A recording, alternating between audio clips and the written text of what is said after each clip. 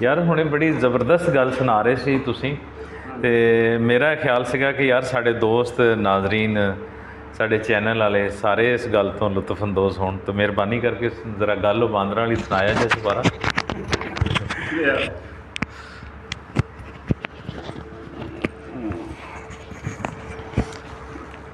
Sir जी वो गल इस तरह सी, कोई बस्ती सी दूर दराज ना पिंड टाइप, ते उत्थे बांदर बड़े सन, बहुत सारी आबादी दे विच लगे फिरदे सन हर टाइम। उन्होंने तंग भी करना उन्होंने आबादी नूं।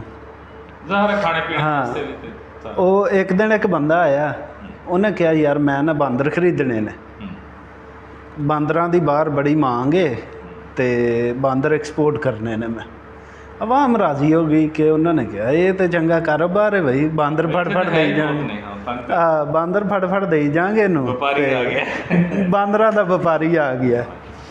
ਉਹ ਨਾ जनाब बांदर फड़ के तो उन्होंने बेचन लग पे।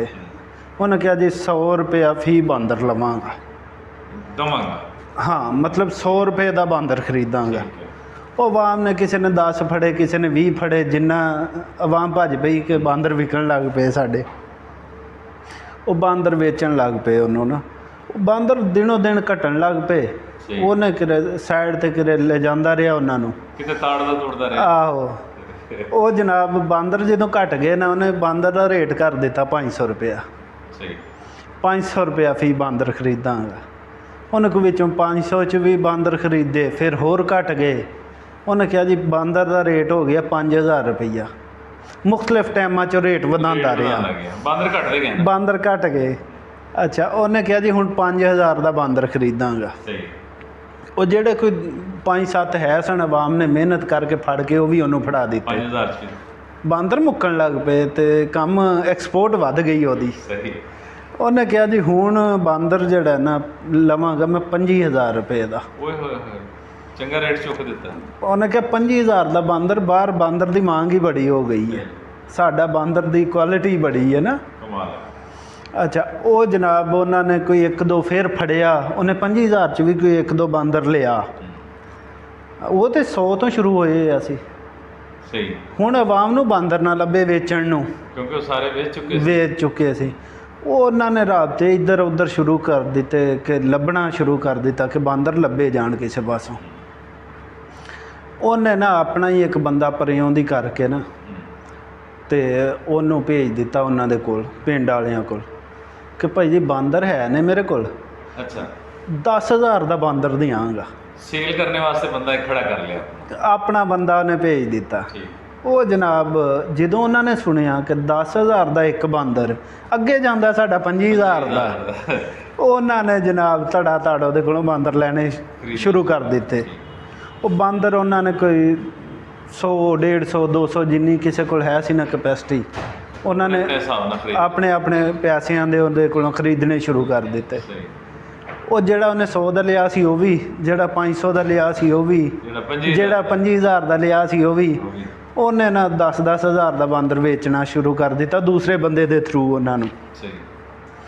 अच्छा, वो जो उन्होंने फर्ज करो कि 2000 से 4000 से बांदर बेच लिया 10,000 के हिसाब नाल, ते दोवें भरा गायब हो गए। वो दोवें ही नज़र ना आउण, ना बेचण वाला ते ना लैण वाला। ਉਹਦਾ मकसद है कि पहले बांदर उत्थे एवें लगे फिरते सन, हुण अवाम ने 10-10 हज़ार का बांदर ले सी, हर कोई अपने खुडे च बांदर ताड़ के बैठा सी।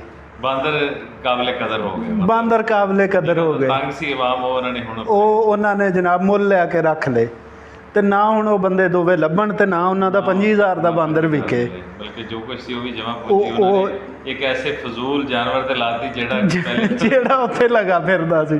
तो मकसद ये है कि आ जड़ियां अजकल एप्लीकेशनां चलदियां ने ना पईयां इन्वेस्टमेंट एप्लीकेशनां, ये उही बांदर दी ही लेटेस्ट किस्म है। ये ना पता की है, ठीक है लालची बंदा हुंदा है, अट्रैक्शन रखदियां ने अपने अंदर। अट्रैक्शन तो बेभाव वेखो ना, जो बांदर टगे का नहीं सी 25000 का हो गया।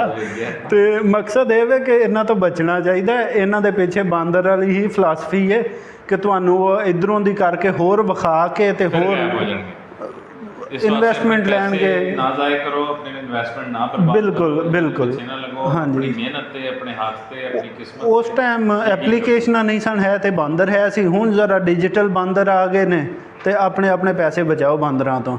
ਮਕਸਦ ਇਹ ਵੀ ਗੱਲ ਸੁਣਾਉਣ ਦਾ ਨਾ ਜਿਹੜਾ ਇਹ ਸਾਰੀ। ਇਹ ਬਿਲਕੁਲ ਅੱਛੀ ਗੱਲ ਹੈ ਔਰ ਅੱਛਾ ਤੁਸੀਂ ਮੈਸੇਜ ਦਿੱਤਾ ਹੈ ਆਪਣੇ ਦੋਸਤਾਂ ਨੂੰ ਕਿ ਇਹਨਾਂ ਬਾਂਦਰ ਵੇਚਣੇ ਵਾਲੇ ਬਾਂਦਰਾਂ ਤੋਂ ਬਚੋ। ਬਿਲਕੁਲ ਸ਼ੁਕਰੀਆ ਜੀ।